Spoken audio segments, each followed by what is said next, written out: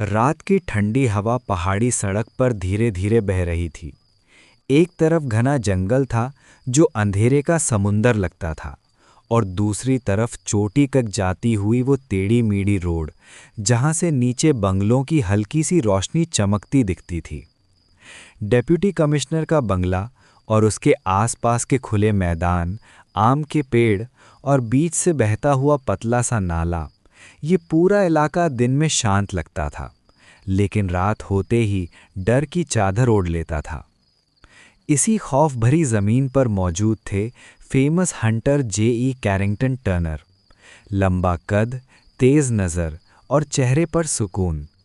वो जंगल की खामोशी को समझते थे। उनके हाथ में राइफल सिर्फ एक हथियार नहीं, बल्कि सालों का तजुर्बा थी। वो शोर शराबा करने वाले शिकारी नहीं थे।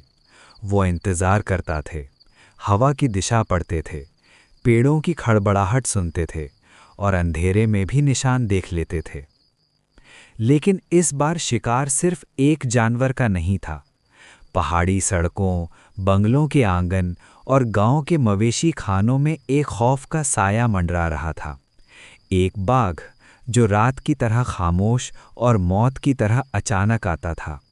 लोग सूरज ढलते ही दरवाजे बंद कर लेते, बच्चों की आवाज़ें चुप हो जाती और हर आहट पर दिल तेज धड़कने लगता। किसी को नहीं पता था वो किस दिशा से आएगा, बस इतना पता था कि जब आएगा तो अंधेरा और गहरा हो जाएगा। इसी के साथ दोस्तों, चलिए शुरू करते हैं अपनी स्टोरी। मेरी तैनाती तेजपुर में हो गई, जहां मुझे सिविल सर्जन के रूप में जिम्मेदारी संभालनी थी। तेजपुर ब्रह्मपुत्र नदी के दाएं किनारे पर जिला का मुख्य केंद्र था। ये इलाका छोटी छोटी पहाड़ियों पर बसा हुआ था। मेरा बंगला भी एक निचली सी पहाड़ी पर था, जहां से दूर तक हरियाली फैली दिखती थी। थोड़ी ही दूर डेप्यूटी कमिश्नर का बंगला था। दोनों बंगलों के बीच एक सूखा नाला था, जो बरसात के बिना सिर्फ पत्थरों और रेत का मैदान लगता था। हमारे बंगलों के बाईं ओर एक और ऊंची पहाड़ी थी, जिसके गिर्द एक टेढ़ी मेढ़ी सड़क सांप की तरह लिपटी हुई चोटी तक पहुंचती थी। जब कोई उस चोटी पर खड़ा होता तो पूरा तेजपुर नीचे झुका हुआ सा नजर आता। शहर की छोटी छोटी इमारतें, पेड़ों की लकीरें और दूर बहती नदी का चमकता पानी मिलकर ऐसा दृश्य बनाते जैसे किसी ने जमीन पर स्वर्ग सजा दिया हो। सुबह की हल्की ठंडी हवा और शाम का सूरज उस मंजर को और भी खूबसूरत बना देते। तेजपुर के बिल्कुल पास से जंगल शुरू हो जाता था, जो नदी के बाएं किनारे तक फैला हुआ था। पूरा इलाका पहाड़ियों और घने पेड़ों से घिरा था, जहां लेपर्ड्स की कमी न थी। रात होते ही जंगल से अजीब सी खामोशी उतरती और कभी-कभी दूर से किसी जानवर की चीख हवा को चीर देती। जब ब्रह्मपुत्र अपने उबाल पर होती, पानी गरजता हुआ किनारे तोड़ने लगता। तब दाएं किनारे के बाघ और लेपर्ड तैरकर बाएं किनारे की ओर आ जाते। इसके अलावा तेजपुर के अधिकतर अफसरों ने अपने बंगलों में बहुत सी मुर्गियां पाल रखी थीं। मुर्गी लेपर्ड का पसंदीदा शिकार होती है। अक्सर रात के गहरे अंधेरे में अचानक मुर्गियों का शोर गूंज उठता, पर जब तक कोई चौकीदार या नौकर हाथ में लालटेन लेकर दौड़ता, तब तक लेपर्ड अपना काम निपटाकर अंधेरे जंगल में गायब हो चुका होता। सिर्फ पंख, टूटे हुए दाने और मिट्टी पर बने निशान रह जाते। मेरे बंगले के दूसरी ओर सुपरिटेंडेंट पुलिस की कोठी थी। एक रात अचानक उनका कुत्ता जोर जोर से भौंकने लगा। अंधेरा इतना गहरा था जैसे आसमान ने जमीन को निगल लिया हो। जब एसपी साहब बाहर निकले तो उन्होंने देखा कुत्ते का सिर्फ एक कान बाकी था और गर्म खून धरती पर धार की तरह बह रहा था। हवा में खून की तेज बू फैल गई थी। उन्होंने तुरंत एक सिपाही को बंदूक देकर पीछा करने का हुक्म दिया। मिट्टी पर बने खून के निशान सीधे एक सूखे नाले की ओर जा रहे थे। बेचारा सिपाही शिकार के तरीकों से अनजान था, जंगल की चाल से बिल्कुल वाकिफ नहीं, पर हुक्म तो हुक्म होता है। उसने कांपते हाथों से बंदूक भरी, गहरी सांस ली और अंधेरे से भरे उस सूखे नाले में छलांग लगा दी, जहां हर पेड़ का साया किसी छुपे हुए दरिंदे जैसा लग रहा था। नाले के अंदर झाड़ियों और झंकार की इतनी भरमार थी कि सिपाही गिरता पड़ता आगे बढ़ रहा था।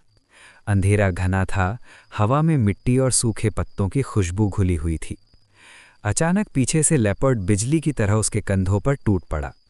बेचारा घबरा कर पलटा, थोड़ी बहुत हाथापाई की, लेकिन बंदूक का घोड़ा दबाने का मौका ही न मिल सका। जब तक मदद पहुंची, वो बुरी तरह घायल हो चुका था और उसकी सांसें तेज तेज चल रही थीं। इस घटना के बाद मैंने तय कर लिया कि इन लेपर्ड से सीधा मुकाबला करना ही पड़ेगा। मेरे पास एक छोटी सी बकरी थी।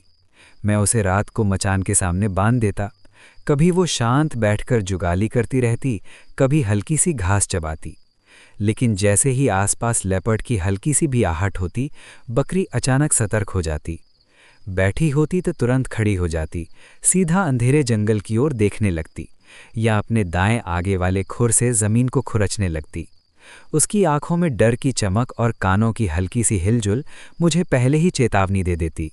इन लेपर्ड्स के शिकार के लिए मैंने कई जगहों पर मचान बनवाए। हर रात बकरी बंधी रहती और मैं पेड़ की ऊंचाई पर चुपचाप बैठा रहता। नीचे जंगल की सरसराहट, रात के कीड़ों की आवाज़ और दूर से किसी जानवर की पुकार सुनाई देती। लेकिन अजीब बात थी, एक भी लेपर्ड उस दिशा में ना आता। कई रातें इसी इंतज़ार में बीत गईं। ठंडी हवा हड्डियों तक उतर जाती और अंधेरा ऐसा होता जैसे समय खुद रुक गया हो। नदी के बाएं किनारे की निचली पहाड़ियों में एक बड़ी सी गुफा थी, जहां कुछ साधु रहते थे। उन्हें जंगल के हर रास्ते, बाघ की चाल और लेपर्ड के छुपने की जगह का पूरा ज्ञान था। उन्हीं के कहने पर मैं अलग अलग पेड़ों पर मचान बनवाता रहा, लेकिन किस्मत जैसे रूठी हुई थी। न बाघ नजर आता, न लेपर्ड। एक दिन मैंने उन साधुओं में से एक से इस बात का जिक्र किया। वो मुस्कुराया और धीरे से बोला, साहिब, कोई लेपर्ड आपकी राइफल की सीधी लाइन में नहीं आएगा। मैंने हैरानी से वजह पूछी तो उसने कहा, शिकार सिर्फ हमारी पूजा के बाद ही आएगा। हम मंत्र पढ़ेंगे, बलि देंगे, तब जंगल आपका साथ देगा। मैंने उसे 3 रुपए दिए। उस रात उन्होंने आग जलाई, मंत्र गुनगुनाए और गुफा के बाहर एक अजीब सा माहौल बन गया। हवा में सुगंध फैल गई, पेड़ों की छांव हिलने लगी और जंगल कुछ अलग ही महसूस होने लगा। शायद आप यकीन न करें, लेकिन कुछ ही दिनों में मैंने पूरे 5 लेपर्ड का शिकार किया। इसमें उनकी आध्यात्मिक शक्ति का असर था या सिर्फ इत्तेफाक, ये कहना मुश्किल है, लेकिन ये वाकया बिल्कुल सच है। तेजपुर में लेपर्ड के छोटे मोटे वाकया तो अक्सर सुनने को मिलते रहते थे, लेकिन बाघ के बारे में कभी कोई खबर नहीं आई थी। लोगों का मानना था कि जंगल का राजा सिर्फ जंगल में ही हुकूमत करता है, शहर की भीड़भाड़ से उसका कोई लेना देना नहीं। पर यह भरम ज्यादा दिन टिक न सका। एक सुबह मुझे बताया गया कि रात के अंधेरे में एक बड़ा बाघ किसी साहब के जानवरों के अहाते में कूद गया और एक गाय को घसीटता हुआ ले गया। ये सुनकर मैं हैरान रह गया। तेजपुर आखिर एक शहर था, सारी सहूलियत और सुरक्षा यहाँ मौजूद थी, फिर भी कोई इतना निडर बाघ शहर के बीच आकर गाय उठा ले जाए, बात यकीन से बाहर लग रही थी। सच जानने के लिए मैं खुद उस जगह तक गया। मिट्टी पर बने पग मार्क्स बिल्कुल साफ दिख रहे थे। उन निशानों से अंदाजा होता था कि बाघ नर था, मजबूत जिस्म का मालिक, चौड़ा सीना और भारी पंजों वाला। लंबाई ज़्यादा नहीं थी, लेकिन ताकत का एहसास सिर्फ निशान देखकर ही हो जाता था। मिट्टी अभी भी थोड़ी सी गीली थी और उस पर ताज़े घसीटने के निशान दूर तक जा रहे थे। खतरा अब शहर के दरवाजे तक पहुंच चुका था, फिर भी किसी में इतनी हिम्मत नहीं थी कि उसका सामना करे। ये जगह पूरे ज़िला का हेडक्वार्टर थी, हथियारबंद पुलिस की बड़ी तैनाती मौजूद थी। लेकिन अजीब बात थी कि न जाने जानबूझकर या लापरवाही से कोई ठीक इंतज़ाम नहीं किया गया। शाम ढलते ही लोग अपने घरों के दरवाजे बंद कर लेते, खिड़कियों के पर्दे गिरा देते और चुपचाप अंधेरे का इंतज़ार करते। वास्तव में तेजपुर का शहर काफ़ी सुरक्षित था, लेकिन जो हिस्सा सीधा जंगल से लगता था वही सबसे ज़्यादा खतरे में था। पहले ही ये इलाका लेपर्ड की जद में रहता था, अब बाघ की आमद ने डर को दुगना कर दिया। बड़े अफसरों के बंगले मजबूत दीवारों और ऊंचे दरवाज़ों से घिरे थे, लेकिन छोटे कर्मचारी, चपरासी, सफाई कर्मचारी, धोबी और मजदूर, उनकी रातों की नींद उड़ चुकी थी। उनके छोटे छोटे क्वार्टर्स बंगलों के पास ही बने थे, पर उनकी सुरक्षा नाम मात्र की थी। बंगले छोटी पहाड़ियों की चोटियों पर थे और उनके क्वार्टर्स नीचे ढलान में। इन क्वार्टर्स के बिल्कुल पास 2 पहाड़ियों के बीच गहरी खाइयाँ और सूखे नाले थे जहाँ घनी झाड़ियाँ उगाई थीं। रात होते ही हवा जब इन झाड़ियों से टकराती तो सरसराहट ऐसी होती जैसे कोई धीरे धीरे रेंग रहा हो। लेपर्ड अक्सर इन्हीं नालों से निकलते। मुर्गियां, कुत्ते, भेड़ें या बकरी जो हाथ लगता उठा लेते और फिर अंधेरे में गायब हो जाते। अब लोगों का अंदाजा था कि बाघ भी दिन भर किसी ऐसी ही खाई या नाले में छुप कर लेता होगा और रात होते ही किसी बंगले की दिशा पकड़ लेता होगा। जंगल की खामोशी अब सिर्फ खामोशी नहीं रही थी, उसमें एक अनजाना डर घुल चुका था। जंगल तेजपुर से बिल्कुल लगा हुआ था। चराई का कोई खर्चा नहीं होता था, इसलिए लगभग हर अफसर के बंगले में एक छोटा सा पशु बाड़ा भी बना दिया गया था। अक्सर अफसर 2 दूध देने वाली गाय रखते थे। बाघ को इस इलाके की ये आदत पसंद आ गई और धीरे धीरे वो यहीं का होकर रह गया। रात के अंधेरे में वो चुपके से किसी पशुबाड़ी की दीवार फांद लेता, अंदर जाकर आराम से एक मोटी ताज़ी गाय चुनता, फिर एक ही जोरदार वार में उसका काम तमाम कर देता। उसके बाद उस भारी जिस्म को घसीटता हुआ पास की किसी गहरी खाई या सूखे नाले में ले जाता। थोड़ा हिस्सा खुद खाता और बाकी छोड़ देता, जो बाद में लेपर्ड के काम आता। जंगल का अपना नियम था, एक शिकार पर कई दरिंदे पलते थे। एक दिन मैं अपने बंगले के कमरे में बैठा सफ़र की तैयारी कर रहा था। कपड़े बंद कर चुका था, राइफल भी साथ रख ली थी और दिमाग में आने वाले सफ़र कर बारे में सोच रहा था। तभी बाहर से घोड़े की तेज़ चाप सुनाई दी। दरवाजे पर दस्तक हुई और चौकीदार ने हल्की सी घबराहट के साथ बताया कि डिप्टी कमिश्नर साहब का पैगाम आया है और आपको तुरंत बुलाया गया है। पैगाम सुनते ही मैं बिना देर किए उनके बंगले की ओर निकल पड़ा। रास्ता कुछ लंबा नहीं था, बस एक सूखा नाला पार करना था। जब मैं बंगले में पहुंचा तो डिप्टी कमिश्नर साहब बरामदे में इधर से उधर चल रहे थे। उनके चेहरे पर नींद की कमी और परेशानी साफ नजर आ रही थी। मुझे देखते ही वो रुक गए और गहरी सांस लेकर बोले, कल रात फिर वही हुआ जिसका डर था। मैंने आंखों ही आंखों में सवाल किया तो वो धीरे से बोले, बाघ दीवार फलांग कर पशु बाड़े में घुस आया था और उसमें एक गाय को निशाना बनाया है। डिप्टी कमिश्नर साहब आगे बोले, हमें इस बाघ से छुटकारा हासिल करना होगा। अगर कोई चौकीदार पशु बचाने के लिए इसके सामने आया तो ये उस पर भी हमला कर सकता है और आगे जाकर ये आदमखोर भी बन सकता है। साहब की बात सुनने के बाद मैंने हाँ में सर हिलाया और फिर घटनास्थल की जांच करने लगा। वहां जाकर पता चला कि पिछली रात बाघ उनके पशु बाड़े में घुस आया था। हमेशा की तरह उसने एक बड़ी तंदुरुस्त सफ़ेद गाय को निशाना बनाया, लेकिन इस बार मंजर कुछ और ही था। गाय के सींग लंबे और तेज थे। जैसे ही बाघ ने झपट्टा मारा, गाय बिजली की तरह पलटी और सीधा अपने सींगों पर बाघ को उठा लिया। हवा में एक पल के लिए मिट्टी और बाल उड़ गए, लेकिन बाघ का वार भी खाली न गया। उसका दायां पंजा गाय के कंधे पर पड़ा और चमड़ी को चीरता हुआ निकल गया। इसी दौरान पहरेदार शोर सुनकर जाग चुका था। उसने घबराहट में वहीं खड़े खड़े अपनी 12 बोर बंदूक से 2 फायर कर दिए। रात की खामोशी गोलियों की आवाज से कांप उठी। बाघ एक पल को घबराया, फिर एक लंबी छलांग लगाकर पशु बाड़े की निचली दीवार पार कर गया। जब तक चौकीदार दोबारा बंदूक भर पाता, बाघ अंधेरे में गायब हो चुका था। गाय के कंधे पर गहरा जख्म था, गर्म खून बहकर जम सा गया था। लेकिन हैरानी की बात यह थी कि वो अभी भी खड़ी थी, धीरे धीरे चारा चबा रही थी। पशुओं में बड़े जख्मों को सहने की अजीब शक्ति होती है। अगर इतना बड़ा घाव किसी घोड़े को लगता तो शायद बचना मुश्किल हो जाता, लेकिन गाय जैसे दर्द को पीकर भी जिंदा रहने का हौसला रखती है। जंगल के पास रहने वाले जीव शायद दर्द से लड़ना बचपन से ही सीख लेते हैं। अब मुझे 2 फैसले लेने थे। पहला ये कि अगली रात बाघ का शिकार वहीं किया जाए जहां कल रात वो आया था, या फिर कोई दूसरी जगह चुनी जाए।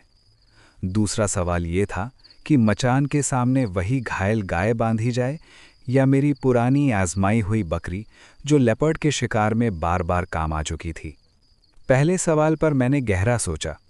डिप्टी कमिश्नर का पशु बाड़ा उनके कर्मचारियों के क्वार्टर्स के बिल्कुल पास था। रात के सन्नाटे में जरा सी खनक, बर्तन की हल्की सी टक्कर या किसी बच्चे की खांसी भी बाघ को सतर्क कर सकती थी। ये सच था कि कल रात वो शिकार के लिए आया था, लेकिन शिकार सिर्फ किस्मत से नहीं होता, उसके लिए सही माहौल भी चाहिए होता है। कहीं ऐसा ना हो कि मैं घंटों इंतज़ार करता रहूं और बिल्कुल उस पल जब बाघ नज़दीक आए, किसी क्वार्टर से आती हल्की सी आवाज़ मेरी पूरी योजना बिगाड़ दे। इसी सोच ने मुझे मजबूर कर दिया कि मैं पशु बाड़े की छत पर बैठने का इरादा छोड़ दूं। जिंदगी में पहली बार मैंने ये तजुर्बा किया कि उस जगह का इस्तेमाल ना करूं जहां हकीकत में बाघ ने शिकार किया था। ये मेरे लिए एक बिल्कुल नया और थोड़ा सा जोखिम भरा फैसला था, लेकिन मैं मन से तैयार था। डिप्टी कमिश्नर का बंगला मेरे बंगले के बिल्कुल पास ही था। बस बीच में एक सूखा नाला पड़ता था जिसमें रात को ठंडी हवा से अजीब सी सरसराहट पैदा होती। मैंने अपने बंगले के अंदर ही एक जगह चुनी। मेन गेट से इमारत तक आने वाले रास्ते के बीच एक पुराना आम का पेड़ खड़ा था, जिसके घने पत्ते अंधेरे में और गहरे लगते। मैंने फैसला किया कि मचान उसी पेड़ पर बंधवाया जाए। दूसरा मुद्दा बकरी का था। ये बकरी लेपर्ड के शिकार में कई बार सफल रही थी, लेकिन बाघ के लिए कभी इस्तेमाल नहीं हुई थी। बाघ को हमेशा मोटा ताज़ा शिकार पसंद होता है। इसलिए मैंने घायल गाय को लगभग 20 गज की दूरी पर बंधवाने का इंतज़ाम कर दिया। लेकिन जैसे ही मैंने अपने बंगले के अंदर शिकार की योजना बनाई, एक नई परेशानी खड़ी हो गई। डिप्टी कमिश्नर के बंगले के नौकर और मेरे बंगले के कर्मचारी दोनों घबरा उठे। उनकी आंखों में साफ डर दिख रहा था।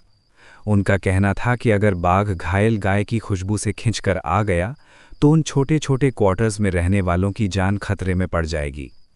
उनकी दीवारें मुश्किल से एक आदमी जितनी ऊंची थीं और उन दीवारों के पीछे उनके बच्चे, उनकी औरतें सोती थीं। रात की ठंडी हवा में उनकी फीकी पड़ती शक्ल और धीमी आवाज़ में की गई गुजारिश एक अजीब सा बोझ पैदा कर रही थी। वो सब हाथ जोड़कर गुजारिश कर रहे थे कि कम से कम उस शाम उन्हें किसी और जगह भेज दिया जाए। इतने सारे कर्मचारियों को एक साथ कहीं और ले जाना खुद एक बड़ी मुश्किल थी। मैंने ये जिम्मेदारी भी अपने सर ले ली। बहुत समझाया, धीरे धीरे उनका डर कम किया और आखिर उन्हें राज़ी कर लिया कि वो अपने अपने कमरों में ही सोएंगे, ना ज़्यादा रोशनी करेंगे और ना कोई आवाज़ पैदा करेंगे। अब अगला सवाल था कि मचान किस वक्त बंधी जाए। बंगले शहर की भीड़ से दूर थे, लेकिन मचान बंधने का काम अगर देर से होता तो देखते ही देखते तमाशा बन सकता था और भीड़ इकट्ठी हो सकती थी। अगर लोग जमा हो जाते तो बहुत मुमकिन था कि पास ही कहीं छुपा बाघ सतर्क हो जाता और रात को उस दिशा का रुख ही ना करता। इसीलिए मैंने शाम के लगभग 6 बजे मचान बंधवाई।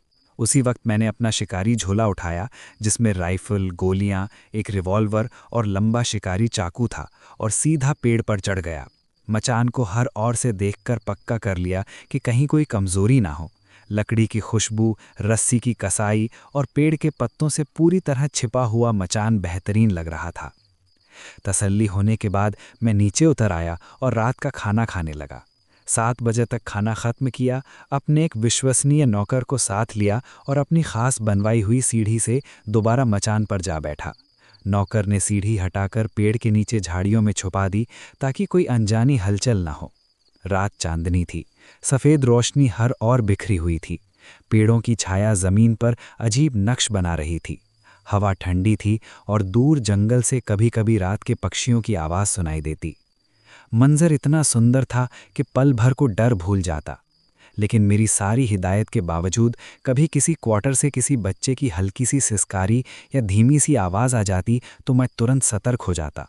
अगले ही पल किसी बड़े की दबी हुई डांट सुनाई देती, चुप्पन रहो वरना बाघ खा जावी। और फिर एकदम सन्नाटा छा जाता।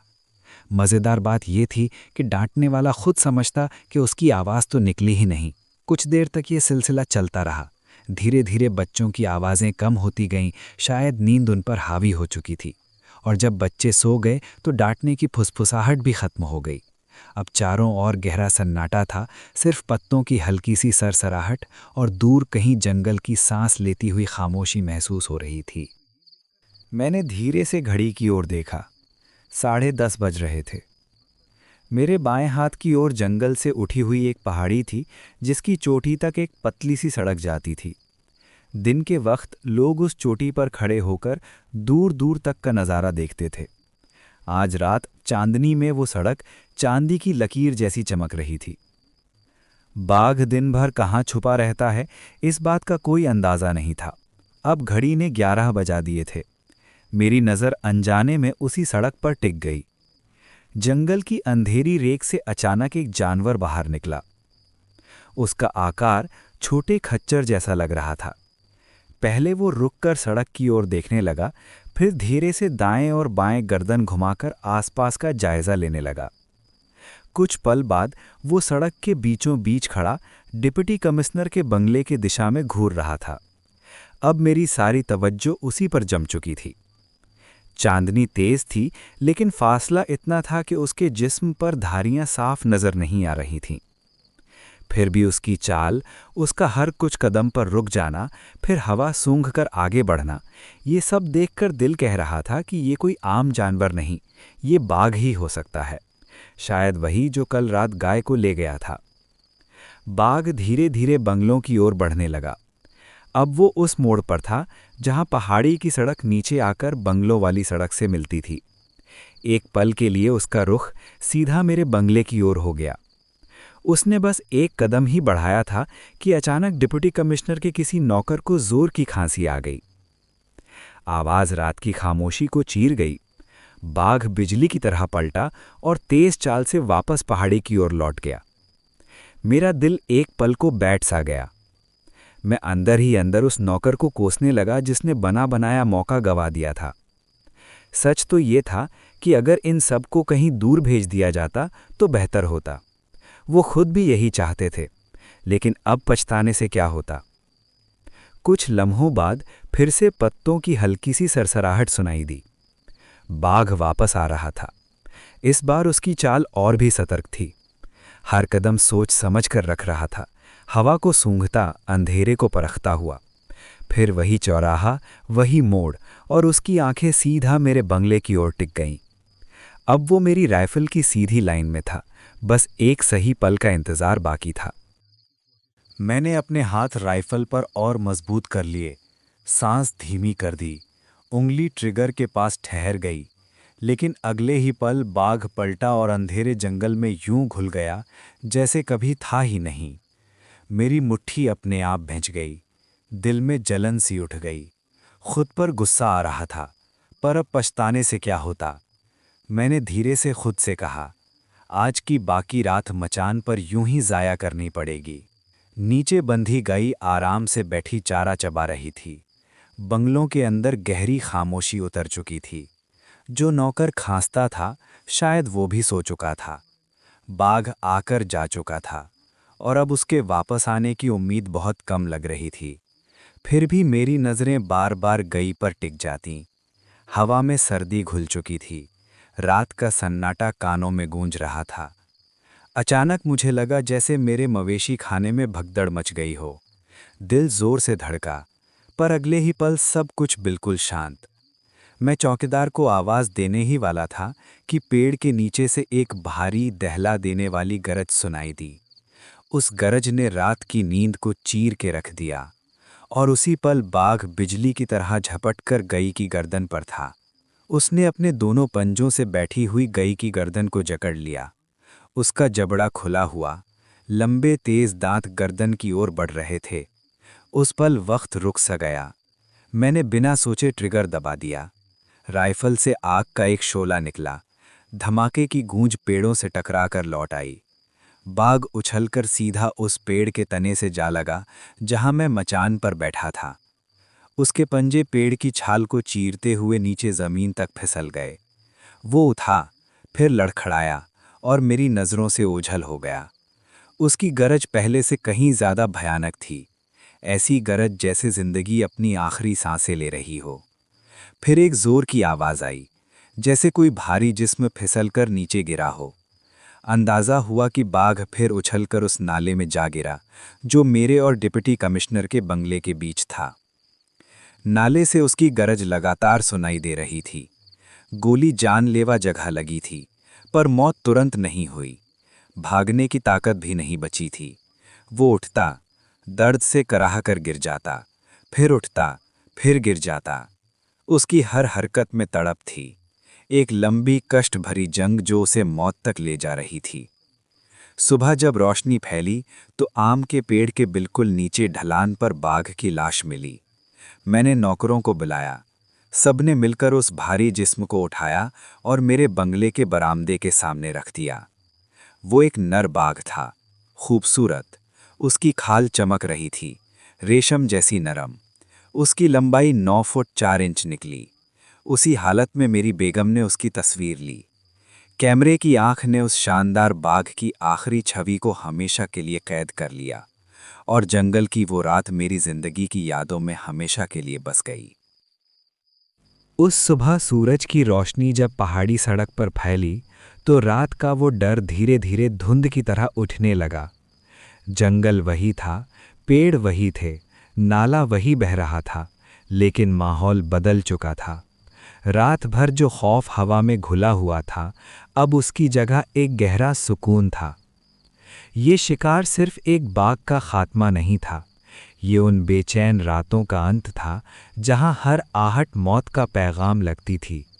बंगलों के दरवाजे जो सूरज ढलते ही बंद हो जाते थे, अब खुलने लगे। मवेशी खानों में फिर से आराम लौट आया। लोगों की आंखों में जो अनदेखा सा साया था, वो धीरे धीरे मिटने लगा। जंगल की कहानियों में अक्सर गोली की आवाज़ या खून का मंजर याद रह जाता है, लेकिन असल याद वो पल होता है जब खुशियाँ वापस आती है, जब हवा फिर से चलती है, जब रात सिर्फ रात लगती है, खौफ का नाम नहीं। उस रात का हर लम्हा, मचान की सर्दी, पेड़ों की परछाइयाँ और राइफल का धमाका, सब यादों का हिस्सा बन गया। आखिर में बचा सिर्फ एक एहसास कि जंगल हमेशा वही रहता है, बदलते हैं तो सिर्फ उसके किस्से, और उन किस्सों में कुछ रातें ऐसी होती हैं जो सिर्फ शिकार की नहीं, हिम्मत और इंतज़ार की होती हैं। बस दोस्तों, ये थी आज की मैन ईटर बाघ की कहानी। अगर कहानी पसंद आई हो तो लाइक और सब्सक्राइब ज़रूर करें। कमेंट करके बताएं कौन सा पल सबसे ज़्यादा याद रह गया। अब जंगल खामोश हो चुका है, रात गहरी हो रही है। अपना और अपने प्यारों का ख्याल रखिए। आप सबको शुभ रात्रि, गुड नाइट। फिर मिलेंगे एक और कहानी के साथ।